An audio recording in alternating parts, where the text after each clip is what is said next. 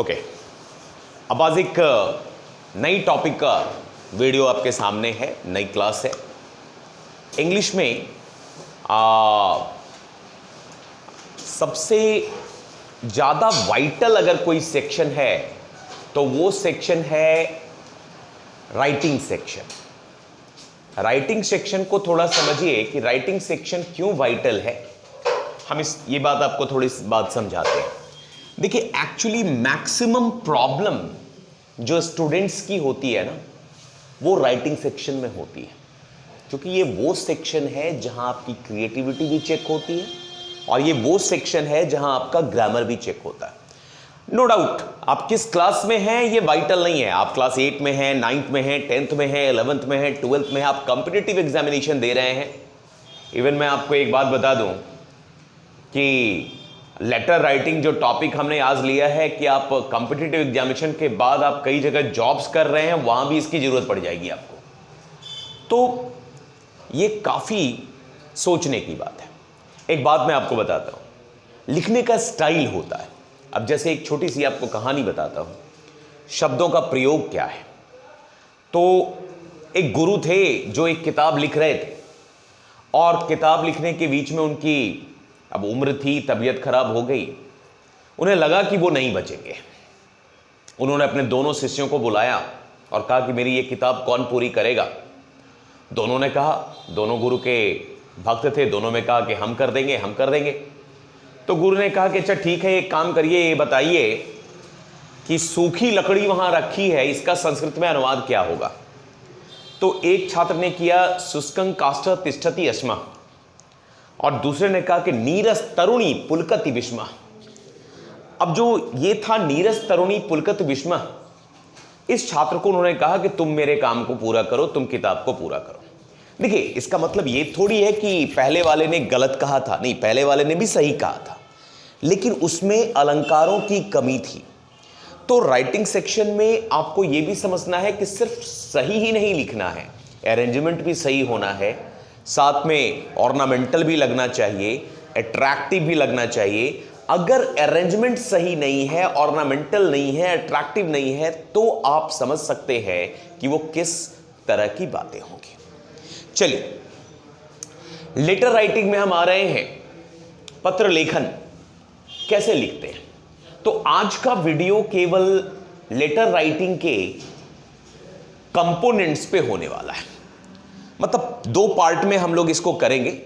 पहला पार्ट आज देख लेते हैं हम लोग, और इस वीडियो में हम लोग सिर्फ लेटर्स के कंपोनेंट की बात करेंगे, पार्ट्स की बात करेंगे एंड ऑल दैट। देखिए, एक बार ये एक मैकेनिज्म की तरह समझिए। जैसे कंप्यूटर हार्डवेयर है और उसमें अलग अलग इक्विपमेंट्स हैं, अलग अलग गजेट्स हैं, अलग अलग मशीनरीज हैं, अलग अलग चिप्स हैं। उन सबको जोड़ दीजिए और एक अच्छा सीपीयू आप तैयार कर लेते हैं, एक अच्छा कंप्यूटर आप तैयार कर लेते हैं। उसी तरह से सारे कंपोनेंट्स को अगर सेपरेटली पढ़ लिया जाए तो आप एक अच्छा क्या कहते हैं, मान लीजिए कि आप एक बेहतर लेटर लिख पाएंगे।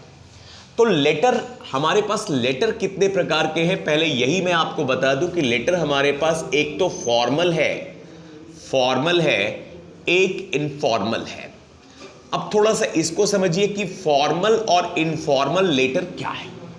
देखिए, फॉर्मल को हिंदी में कहते हैं औपचारिक।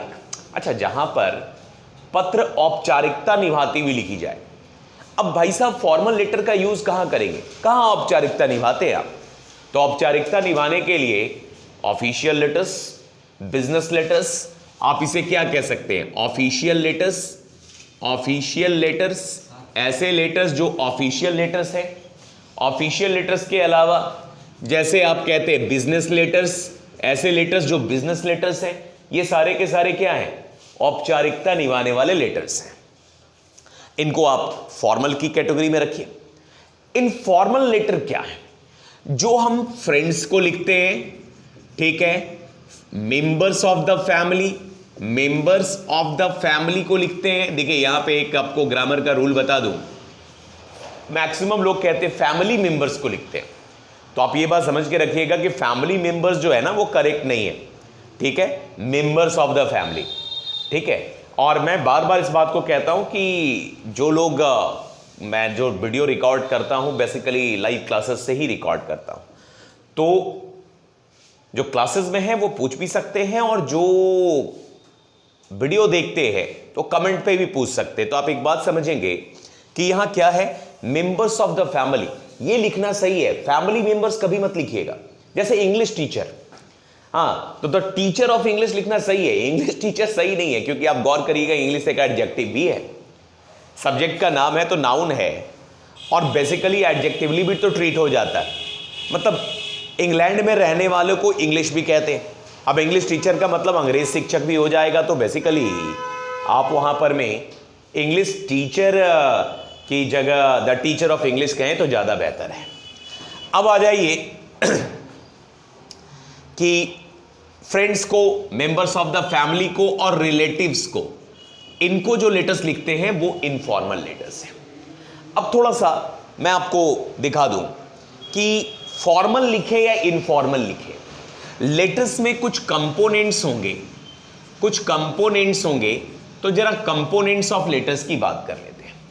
एक चिट्ठी लिखते हैं तो उसमें सबसे पहले क्या चीज होती है, सबसे पहले होती है हेडिंग। क्या होती है? हेडिंग। कोई भी पत्र लिखते हैं तो उसमें सबसे पहले क्या होती है? हेडिंग। हेडिंग कहने का मतलब क्या है? अब अगर हम ऐसे इसका हिंदी निकालें तो शीर्षक हो जाता है। खैर, शीर्षक वगैरह पे मत जाइए। हेडिंग का बेसिक मीनिंग क्या है, इसको थोड़ा सा गौर करिए और ध्यान दीजिए। उस पर हम लोग एक काम करते हैं, पहले मैं आपको सारा कंपोनेंट बता देता हूं, फिर वन बाय वन एक एक कंपोनेंट को एक्सप्लेन कर देता हूं, जिससे कि आपका डाउट भी क्लियर हो जाएगा और आप समझ भी लेंगे। अच्छा, दूसरा कंपोनेंट जो हमारे पास है वो कंपोनेंट कहलाती है सुपरस्क्रिप्शन। सुपरस्क्रिप्शन। अच्छा ठीक है। तीसरा कंपोनेंट जो है हमारे पास वो कहलाती है सब्जेक्ट। गौर करिएगा, पहले हेडिंग लिया, फिर सुपरस्क्रिप्शन लिया, फिर हम लोग लेंगे किसको? सब्जेक्ट को, और चौथा में आ जाएंगे तो हमारा आ जाएगा सैल्यूटेशन। सैल्यूटेशन। पांचवा जो पार्ट है, चार पार्ट मैंने ले लिया, हेडिंग किया, सुपरस्क्रिप्शन किया, सब्जेक्ट किया, सैल्यूटेशन किया। ठीक है, सैल्यूटेशन किया। उसके बाद पांचवा में आएंगे तो पांचवा पार्ट आपका क्या आने वाला है? सैल्यूटेशन के बाद में बॉडी, जो कि बहुत इंपॉर्टेंट पार्ट होना है। 6 में आ जाइए तो बॉडी के बाद क्या आएगा? सबस्क्रिप्शन। सबस्क्रिप्शन। ठीक है, सबस्क्रिप्शन के बाद 7 में आइए तो क्या आएगा? सिग्नेचर। और सिग्नेचर के बाद 8 में आइए तो क्या आएगा? डिजिग्नेशन। तो ये कुल मिलाकर के 8 पॉइंट्स आपको पूरे लेटर में लिखने पड़ते हैं, आप जैसा भी लेटर लिखें। ठीक है, आप सामने से देख लीजिए कि 8 पॉइंट्स आपको लिखने पड़ेंगे। अब यहां पे देखिए थोड़ा सा, मैं ये फॉर्मल है, इनफॉर्मल है। हेडिंग कहां लिखते हैं, सुपरस्क्रिप्शन कहां लिखते हैं, सब्जेक्ट कहां लिखते हैं, सैल्यूटेशन कहां लिखते हैं। अब हेडिंग, अब हेडिंग को लिखने का क्या है? ठीक है, तो बेसिकली हम फॉर्मल लिखें या इनफॉर्मल लिखें। ठीक है, हेडिंग तो बेसिकली हम देंगे ही, तो इसे फॉर्मल और इनफॉर्मल दोनों में देंगे। अच्छा, सुपरस्क्रिप्शन केवल फॉर्मल में दीजिए, सब्जेक्ट केवल फॉर्मल में दीजिए, सैल्यूटेशन फॉर्मल और इनफॉर्मल दोनों में हो जाएगा, बॉडी फॉर्मल और इनफॉर्मल दोनों में हो जाती है, सबस्क्रिप्शन फॉर्मल और इनफॉर्मल दोनों में हो जाती है, सिग्नेचर फॉर्मल इनफॉर्मल दोनों में हो जाती है, और डिजिग्नेशन केवल फॉर्मल में होती है।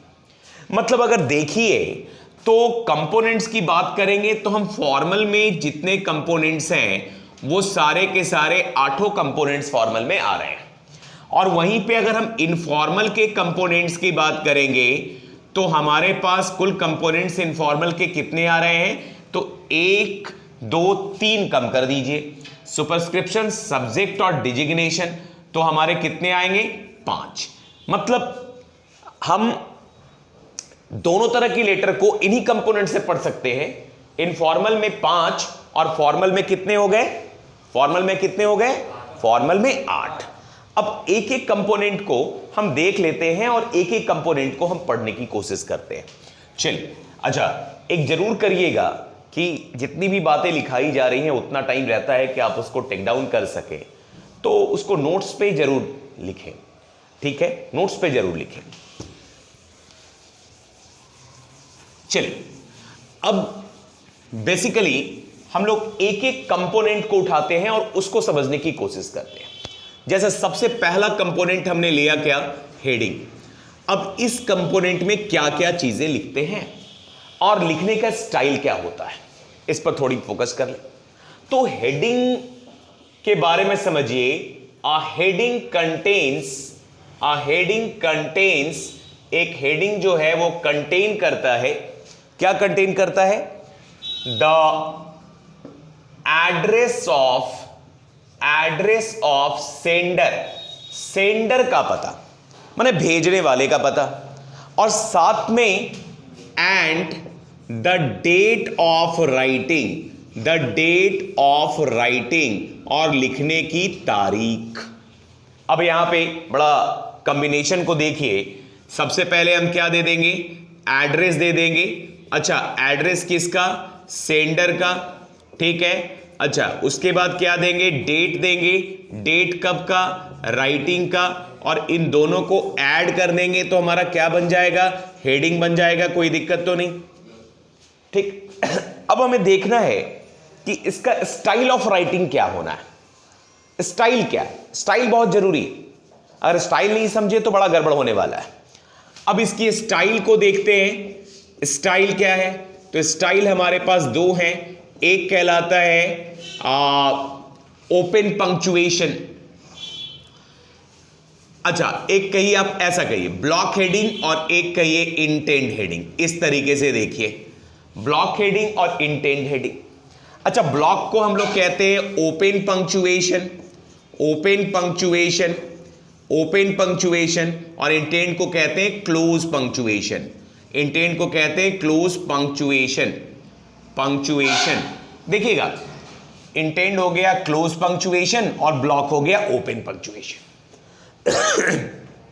एक बात समझिए, आपके लिए बेस्ट क्या है। मैं हमेशा ब्लॉक हेडिंग को बेस्ट तरीका मानता हूं लिखने का, क्योंकि इसमें गलती के चांसेस कम है।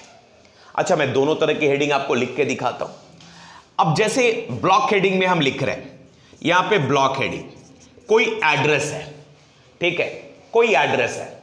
मान लीजिए एक एड्रेस लिख रहे हैं D/31, ठीक है, PC कॉलोनी, ठीक है, PC कॉलोनी। ये एक एड्रेस हमने लिखा, ओके, D/31 PC कॉलोनी, ठीक है। उसके बाद मैंने दे दिया यहां पे नियर शिवाजी पार्क, ठीक है। आगे हम दे रहे हैं कंकड़ बाग, ठीक है। अच्छा, फिर आ जाइए, और क्या ले लीजिएगा आगे, यहां कॉमा दे करके पटना कर दीजिए, पटना। एक लाइन का गैप दे दीजिए और फिर यहां पे क्या दे दीजिए, डेट। अभी देखिए मैंने क्या किया, ये आपके दिमाग में ये आ रहा होगा कि पटना को नीचे दे सकते थे। हाँ, दे सकते थे। मैं इसको ऐसे भी लिख सकता था D/31, ठीक है, उसके बाद PC कॉलोनी, उसके बाद आ जाइए यहां पे नियर शिवाजी पार्क, फिर नीचे लेता कंकड़ बाग, और उसके नीचे लेता पटना। उसके बाद एक लाइन का गैप, ये जो देख रहे हैं ना, ये गैप है, और उसके बाद यहां पे डेट लेता। ऐसे भी लिख सकते थे। अच्छा, दो बातें आपको समझनी है। सबसे पहले आप ये समझिए कि ये स्ट्रेट लाइन में होनी चाहिए। देख रहे हैं, स्ट्रेट लाइन में है, सीधी लाइन। अच्छा, कहीं फुल स्टॉप कॉमा नहीं है, मैंने यहां दिया है कॉमा, यूजुअली नहीं देना चाहिए। जैसे इसमें देखिए कहीं कॉमा नहीं है। आप कहिएगा सर इसमें क्यों आपने कॉमा दिया। देखिए, CBSE में अगर 9th-10th के एग्जामिनेशन के लिए आप लेटर पढ़ रहे हैं तो आपको यह पता होना चाहिए कि CBSE क्लास 9th और 10th के लिए लेटर का हेडिंग 3 लाइन में मैक्सिमम आप लिख सकते हैं। वैसे 4 लाइन तक कहता है, लेकिन 3 लाइन में मैक्सिमम लिख सकते हैं। तो चूंकि कंकड़बाग के बाद पटना चौथा लाइन आ जाता, तो मैंने कंकड़बाग और पटना को एक कॉमा लगा के ज्वाइन कर देगी। मैं बार बार कह रहा हूं कि ब्लॉक हेडिंग में कॉमा फुल स्टॉप नहीं लगाना चाहिए। लेकिन चूंकि मुझे चौथे लाइन में जाना था तो मैंने उसको घुमा करके तीसरे में लिया। अगर 10th के बाद हम निकल जाते हैं तो फिर चौथा लाइन भी चलता है। तो आप देख लीजिए यहां पर मैं पटना मैंने अलग से ले लिया है। ठीक, अब सवाल है कि डेट का क्या करें। तो डेट लिखने का तरीका क्या है? तो डेट लिखने का तरीका, अब जैसे आज की डेट है 18/4/22, क्या ऐसे लिख सकते हैं? नहीं, ऐसे कभी नहीं लिख सकते। क्या हम ऐसे लिखें 18/04/22? नहीं, ऐसे भी नहीं लिखेंगे। तो डेट लिखते कैसे? डेट लिखने का तरीका है, आप 18 अप्रैल 2022 लिखिए, ठीक है, या फिर अप्रैल 18 कॉमा यहां दे करके 2022 लिखिए। यह तरीका डेट लिखने का है। मतलब यहां जो डेट लिखेंगे, डेट और एड्रेस के बीच में एक लाइन का गैप होना चाहिए। तो यहां पर कैसे लिखेंगे? 18 अप्रैल 2022। चूंकि अप्रैल जो है वो इस डेट को और ईयर को सेपरेट कर रहा है तो इसमें कॉमा नहीं लगेगा। लेकिन मान लीजिए कि हम ऐसे लिख रहे हैं, तो ऐसे लिख रहे हैं तो अप्रैल 18, अब 18 डेट है, फिर ईयर लिखेंगे तो सेपरेट करने के लिए कॉमा दे देंगे 2022। कोई भी तरीका अपनाइए, कोई प्रॉब्लम नहीं है। अच्छा, एक बात और आप समझिए इसको कि बेसिकली एग्जामिनेशन हॉल से लिख रहे हैं, मान लीजिए परीक्षा भवन से लिख रहे हैं, तो इतना ज्यादा आपको और एड्रेस क्लैरिफाइड नहीं है। जैसे क्वेश्चन में देता है कि you are XYZ belonging to फलाना city and this is your address, whatever address दिया रहता है, तब तो आपके पास लिबर्टी है जो एड्रेस दिया हुआ है उसको ही लिखना। अगर आपको एड्रेस नहीं दिया हुआ है तब तो आप कुछ भी एड्रेस लिख सकते हैं। अगर एग्जामिनेशन हॉल से लिख रहे हैं मान लो, तो you can write examination hall, आप ये भी यूज कर सकते हैं। एग्जामिनेशन हॉल मान लीजिए पटना है, ये लिया, उसके बाद यहां पे दिया और 18 अप्रैल 2022। वैसे अप्रैल में एग्जामिनेशन नहीं होती थी बोर्ड की, लेकिन अब कोविड जो न करावे, इस बार तो 26 अप्रैल से शुरू है। पता नहीं सेशन ही सबसे ज्यादा कोरोना का अगर कहीं कुछ प्रॉब्लम है ना तो एजुकेशन सेक्टर में प्रॉब्लम है, सबसे ज्यादा प्रॉब्लम है एजुकेशन सेक्टर में।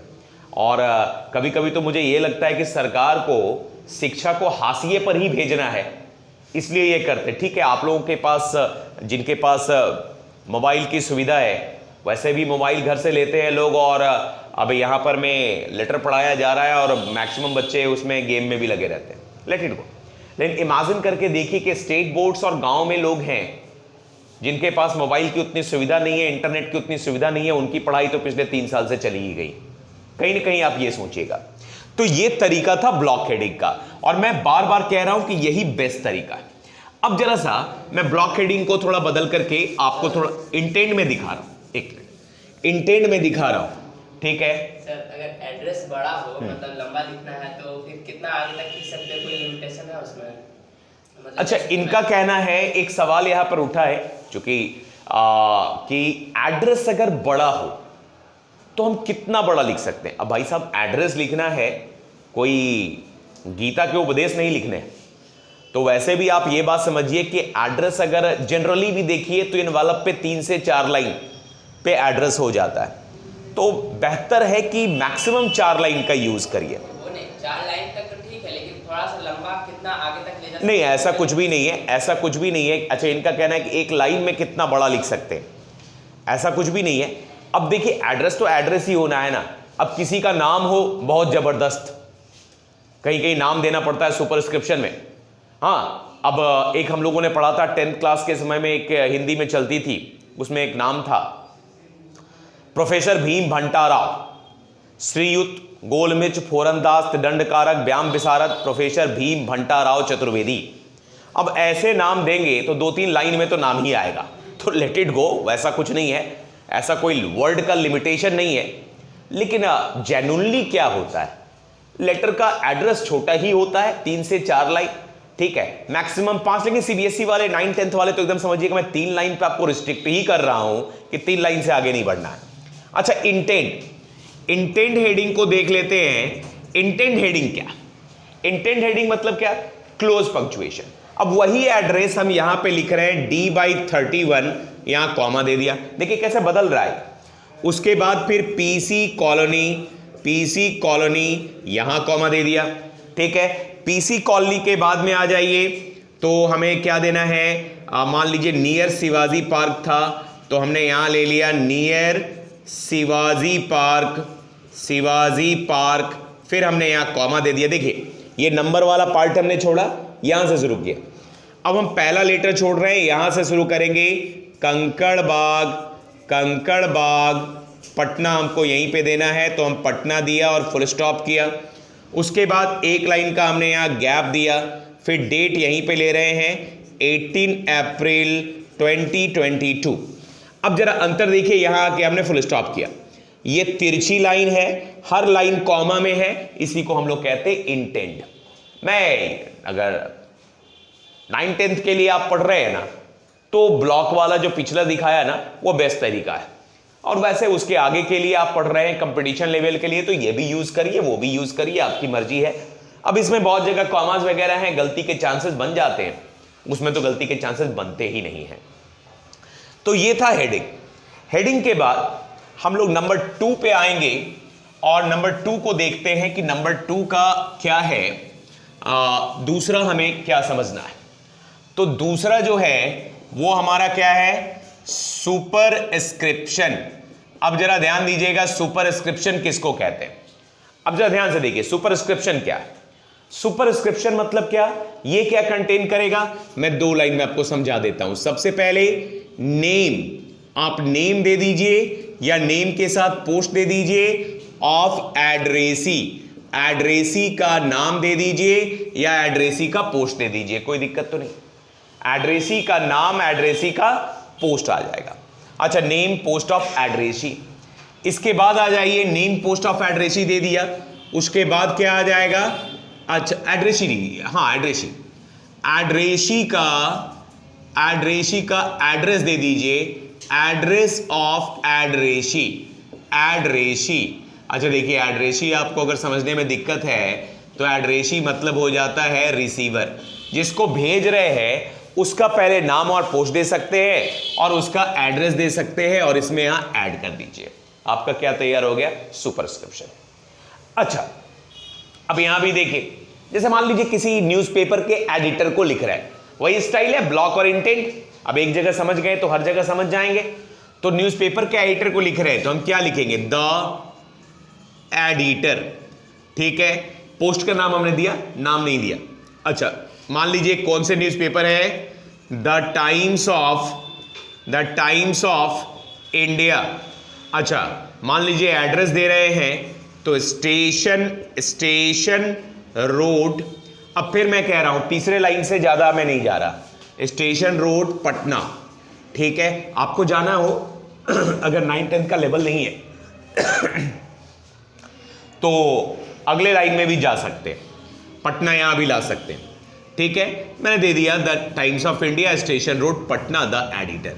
ये हमारा कंप्लीट हो गया सुपरस्क्रिप्शन, ठीक। मान लीजिए किसी पर्सन को भेज रहे हैं, मिस्टर ए के वर्मा, मिस्टर ए के वर्मा मान लीजिए। अच्छा, कोई एड्रेस दे दीजिए यहां पर, मिस्टर ए के वर्मा, एक एड्रेस मान लेते हैं कि पोस्टल पार्क दे रहे हैं, postal park road number 4 Patna, road number 4। अच्छा छोड़िए, डायरेक्टली हम पटना ही लिख दें, इतना लंबा क्या करना, पटना ही लिख दे, हो गया।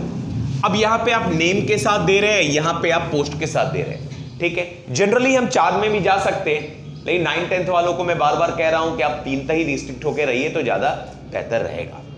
इसके बाद आइए, तीसरा हमारा क्या है, सब्जेक्ट। देखिए सब्जेक्ट क्या है, अब सब्जेक्ट, अब किस मुद्दे पर लेटर लिख रहे हैं, एक बात बताइए। ऑफिशियल्स को जब आप लेटर लिखते हैं, सब्जेक्ट मैटर होती है, तो फिर उस पर में वो डिसाइड करते हैं किस विंग को भेजना है, किसको नहीं भेजना है, किस डिपार्टमेंट को लेटर भेजना है, ये बहुत कुछ डिसीजन होता है और उसके अकॉर्डिंगली उस पर एक्टिविटीज ली जाती है, एक्शंस लिए जाते हैं। तो सब्जेक्ट बड़ा वाइटल है। अब सब्जेक्ट लिखने के लिए तो सबसे पहले आपको यहां पे सब्जेक्ट लिखना ही होगा। सब्जेक्ट लिखेंगे, सब्जेक्ट लिख करके एक यहां पे डैश देंगे। देखिएगा, डैश और हाइफन में अंतर समझिएगा। अगर इतना छोटा सा देते हैं तो ये हाइफन है, बड़ा देते हैं तो डैश है। हाइफन और डैश में अंतर क्या है, अगर x को y से जोड़ना है, ऐड करना है, तो x हाइफन y लिख सकते हैं, ठीक है। यदि x का एक्सप्लेनेशन y है, समझिएगा, x और y को जोड़ना है तो x हाइफन y लिखाएगा, लेकिन अगर x का एक्सप्लेनेशन y है तो x डैश y लिखाएगा। बात समझ में आ रही है। अगर हम x को एक्सप्लेन करें, जैसे हमने लिखा फ्रूट्स, अब फ्रूट हमने लिखा और फ्रूट के आगे में एप्पल हो गया, एप्पल फ्रूट के आगे में ऑरेंज हो गया, मैंगो हो गया, तो फ्रूट एक्सप्लेन हो गए, हुए या नहीं। अब वो फ्रूट एक्सप्लेन हुए तो डैश होगा, डैश होगा। और वहीं पे हमने अगर 2 रुपी, अब 2 और रुपी को हमने जोड़ना था कि दोनों मिलाकर के एक नोट है 2 रुपए का, तो हाइफन होगा। तो जहां जोड़ना होगा वहां हाइफन होगा, जहां एक्सप्लेन होगा वहां क्या होगा, डैश होगा। चलिए अभी फ्रूट की बात आई तो फ्रूट के बारे में आपको बता दूं कि 2 वर्ड है, एक फ्रूट और एक वेजिटेबल। अब फ्रूट एक ऐसा वर्ड है जिसमें कभी एस नहीं लगता क्योंकि अनकाउंटेबल है, और वेजिटेबल एक ऐसा वर्ड है जो हमेशा एस के साथ आता है। तो फ्रूट का फ्रूट्स मत करिएगा, जबकि एक बात, नेम ऑफ फ्रूट का प्लूरल होता है, मैंगोज होता है, ऑरेंजेज होता है, बनानाज होता है, लेकिन फ्रूट का फ्रूट्स नहीं होता। और वेजिटेबल का वेजिटेबल नहीं करते, वेजिटेबल्स कहते हैं। He went to buy some fruit and vegetables. Fruit singular में, वेजिटेबल में एस लगेगा ही, क्योंकि वेजिटेबल में एस हटाएंगे ना तो एडजेक्टिवली ट्रीट हो जाता है, माने सब्ज, ग्रीन कलर कहते हैं। अच्छा, समझ गए बात को। तो यहां पे सब्जेक्ट लिख के एक डैश देंगे, ये डैश है भाई, डैश देंगे, और डैश दे करके यहां क्या लिख सकते हैं, फॉर, या क्या लिख सकते हैं, अबाउट, या क्या लिख सकते हैं, रिगार्डिंग, रिगार्डिंग। अच्छा, प्लस में क्या लिख सकते हैं, किसके बारे में लिख रहे हैं, तो यहां पे आप रीजन दे दीजिएगा। तो जब फॉर, अबाउट, रिगार्डिंग के साथ रीजन देंगे तो आपका क्या तैयार हो जाएगा, सब्जेक्ट तैयार हो जाएगा। ठीक है, बात समझ में आ गई। तो जैसे कुछ भी आप कुछ भी करिए ना, आप किसी भी तरह का, आप एक जॉब एप्लीकेशन लिख रहे हैं, ठीक है, तो regarding the vacancy for the post of accountant. अच्छा, एक चीज समझिए, थोड़ा लंबा हो गया, इतना लंबा भी नहीं देना। ये होना चाहिए कितने वर्ड में, 4 to 6 वर्ड्स। बहुत हो गया भाई साहब, 4 से 6 वर्ड। इस लिमिट को 9th 10th वाले पकड़ के चलेंगे। हाँ, 10th के बाद आप आगे बढ़ते हैं, 12th तक में 4 से 6 वर्ड ही लीजिए, लेकिन 12th के बाद आप कंपिटिटिव में वाले हैं तो चलिए थोड़ा बढ़ा भी सकते हैं, आपका दायरा थोड़ा बड़ा हो जाता है। लेकिन 9, 10th, 11, 12th वाले जो है उनको तो मेरा सजेशन है कि भैया 4 से 6 वर्ड ही लेना है, इससे ज़्यादा नहीं लेना है। ठीक है, तो सिंपल सी बात है कि पूरा मोहल्ले की कहानी नहीं लिखनी है। सब्जेक्ट है तो ब्रीफ इंट्रोडक्शन होना चाहिए। इसको आप ऐसे समझ लीजिए ना कि सब्जेक्ट हमेशा brief introduction of the topic होता है। जिस टॉपिक पे आप लिख रहे हैं उसका ब्रीफ इंट्रोडक्शन, ब्रीफ मतलब संक्षिप्त, छोटे, तो छोटे में इंट्रोडक्शन है तो उसको बहुत बड़ा करने की जरूरत नहीं है। ओके, अब इसको मैं मिटा रहा हूं। अच्छा, सब्जेक्ट के बाद में आइए आपको कंपोनेंट पे आगे चलते हैं, और कंपोनेंट में आगे हम लोग दिखाते हैं सब्जेक्ट के बाद में कौन सा। सब्जेक्ट के बाद में हम दिखा रहे हैं आपको चौथा, जिसे हम लोग कहेंगे सैल्यूटेशन। अब देखिए भैया, सैल्यूटेशन भैया समझिए, अभिवादन। अब कोई आपके पास आएंगे तो उनका अभिवादन तो आप करेंगे ही करेंगे। अब अभिवादन करेंगे तो कैसे अभिवादन करेंगे। अब देखिए, अगर फ्रेंड है तो फ्रेंड के लिए आप लिख सकते हैं डियर फ्रेंड, बहुत बढ़िया रहेगा, आप लिखिए डियर फ्रेंड, कोई दिक्कत नहीं है। कॉमा देना मत भूलिएगा, इसी कॉमा पे सारा खेल है। अच्छा, अगर आपको नाम पता है तो डियर अमित लिखना चाहते हैं, आप लिखिए, कॉमा देना मत भूलिएगा। यहां तक कि डियर के साथ में डियर श्री मान लीजिए अमित वर्मा, ये भी आप लिख सकते हैं। अच्छा, ये मेरा अच्छा दोस्त है इसलिए मैं इसकी बात लिख रहा हूं। ओके, हाँ, डियर श्री अमित वर्मा, ऐसा भी आप लिख सकते हैं। लेकिन अगर फैमिली में आ जाइए तो फैमिली में आते हैं तो फैमिली के लिए आप डियर फादर मदर का यूज कर सकते हैं। अब देखिए, फादर लिखा तो आपके लिए, मदर के लिए नहीं लिखेंगे, ऐसा नहीं है। Dear father mother brother sister सब कुछ ला सकते हैं। अच्छा, बड़े हैं, फैमिली में हैं तो आप रिस्पेक्टेड का भी यूज कर सकते हैं, रिस्पेक्टेड फादर मदर वगैरह लेके आ सकते हैं। व्हाट्सोएवर, कॉमा जरूर दीजिएगा।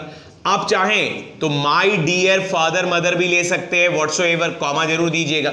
अच्छा, माई डियर वाला तो यहां भी ला सकते हैं आप, माई डियर अमित ये भी कर सकते हैं, माई डियर फ्रेंड भी कर सकते हैं।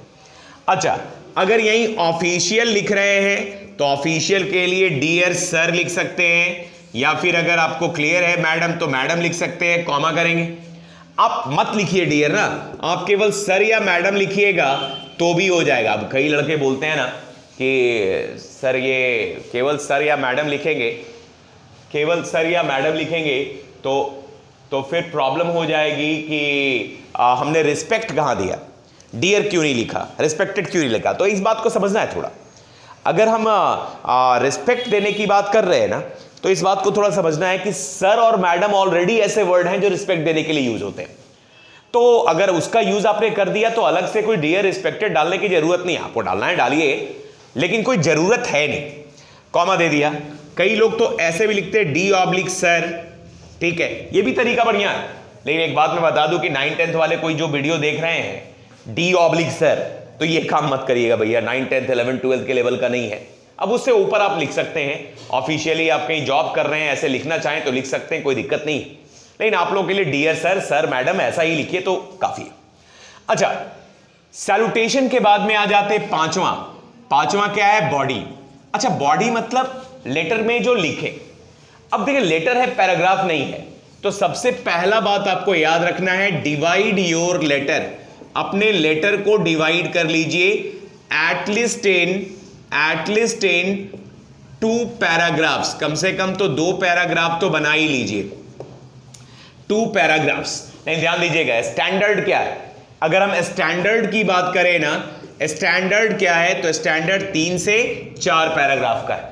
आप कहिएगा सर 3 से 4 पैराग्राफ में क्या लिखना है, जैसे पारा 1 लिया तो पारा 1 में ले सकते हैं द ट्रबल, ठीक है, द ट्रबल मतलब क्यों आप लेटर लिख रहे हैं, इंट्रोड्यूस कर दीजिए। पारा 2 लिया, पारा 2 तो आप रीजन प्लस रिजल्ट दे सकते हैं पारा 2 में। पारा 3 लिया तो पारा 3 में आप आ जाइए तो आप कंक्लूड कर सकते हैं, होप दे सकते हैं, सजेशन दे सकते हैं, सजेस्ट कर सकते हैं। तो 3 का तो मैंने ऐसे बता दिया। अब यहीं पर रीजन को अलग, रिजल्ट को अलग पैरा में ले गए, ठीक है, कंक्लूजन को 2 पैरा में कर दिए। ये आपके ऊपर डिपेंड करता है, लेकिन कम से कम 3 से 4 तो करिए ही करिए, ठीक है। अगर वो नहीं कर सके तो 2 तो करिए ही, ट्रबल को 1 में रखिए, रीजन रिजल्ट कंक्लूजन को 1 में रखिए, इतना तो कम से कम कर दीजिए, ठीक है। उसके बाद आइए दूसरी चीज क्या है कि यूज सिंपल लैंग्वेज। अच्छा, ये जब भी मैं बोलता हूं ना तो कई लोग ये कहते हैं कि सर क्यों सिंपल लैंग्वेज का यूज करें। आपको एक बात मैं बता दूं कि लेटर हम लोग लिखते क्यों है भैया, लेटर लिखते हैं टू पास इंफॉर्मेशन।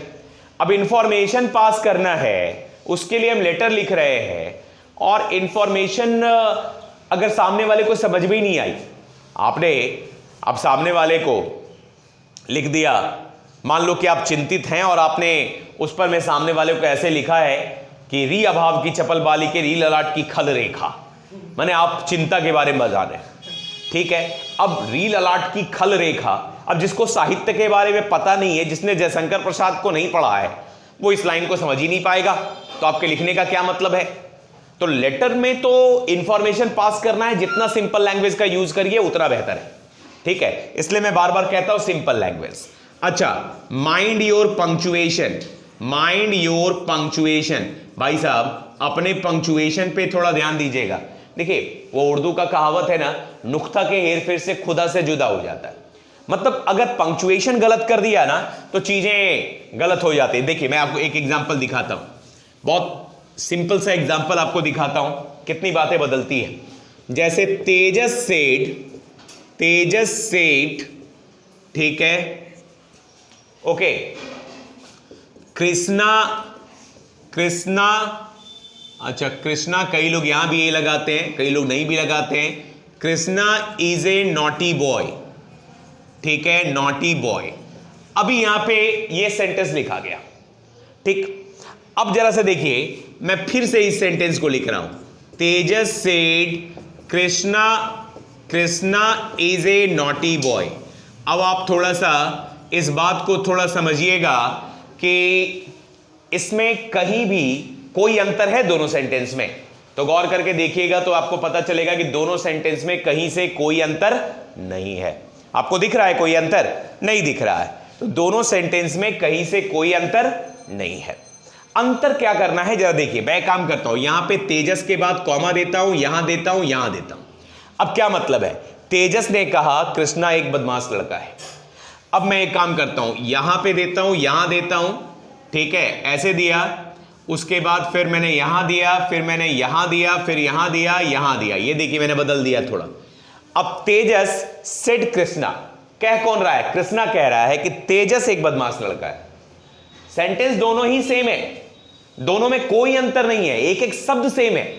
प्रॉब्लम सिर्फ इन्वर्टेड कॉमा और कॉमा का है। तो पंक्चुएशन पे ध्यान दीजिए, नहीं तो पता चलेगा कि आप पंक्चुएशन के चक्कर में सेंटेंस का मतलब ही बदल गया। वो आपने पढ़ा होगा, मारो के बाद कॉमा दीजिए, मत जाने दो। क्या मतलब? मारो मत जाने दो और मारो मत जाने दो, कितना बड़ा अंतर आ जाता है। सोच के देखिए ना, आपने लिखा मारो मत जाने दो, जाने दो, यहां कॉमा दीजिए, मारो मत जाने दो, माने पीटने की बात हो गई। अब आप यहां कॉमा दीजिए, मारो मत जाने दो, अर्थ बदल गया।